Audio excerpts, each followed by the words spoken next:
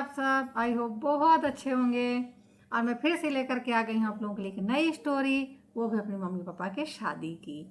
अब मेरे मम्मी की और मेरे मम्मी के चाचा की लड़की की शादी एक ही दिन हुई थी और एक ही गांव में हुई थी। थोड़ी दूर दूर में रहा करते थे वो लोग। मौसी के ससुर जी और मेरे दादाजी का घर मतलब पास पास, मतलब थोड़ी दूर में था। अब क्या था कि अब दादाजी भी टीचर थे, मौसी के ससुर जी भी टीचर थे।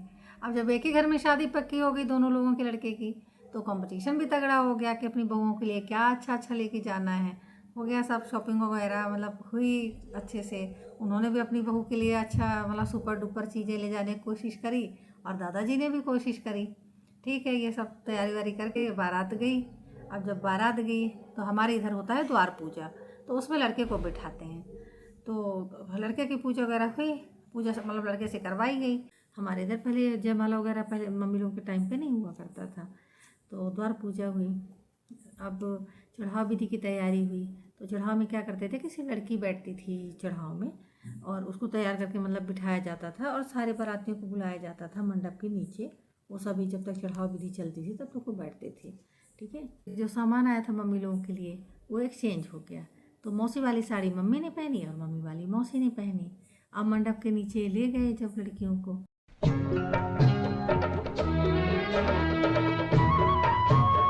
तो दादाजी ने देखा कि मेरी बहू ने तो मेरी वाली साड़ी पहनी ही नहीं है।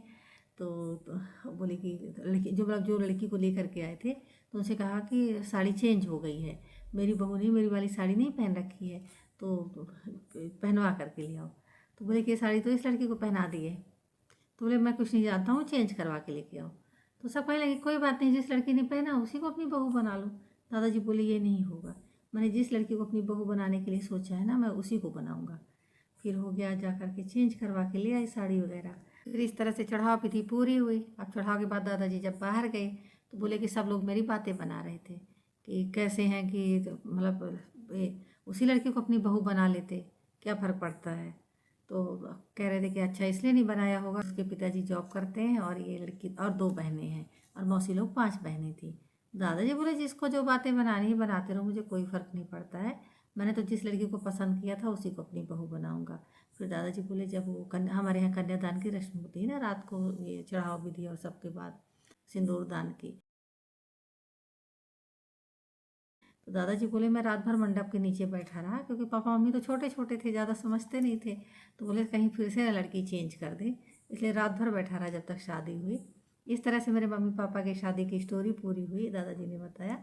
और अगर आप लोगों को मेरे ये छोटी छोटी स्टोरीज अच्छी लगती हों तो मेरे चैनल को लाइक करना, सब्सक्राइब करना, शेयर करना मत भूलना और बेल आइकन को प्रेस कर लेना ताकि आने वाली वीडियोज़ का नोटिफिकेशन मिलता रहे और आप लोगों के लिए ऐसे नई नई स्टोरीज मैं लेके आती रहूँ।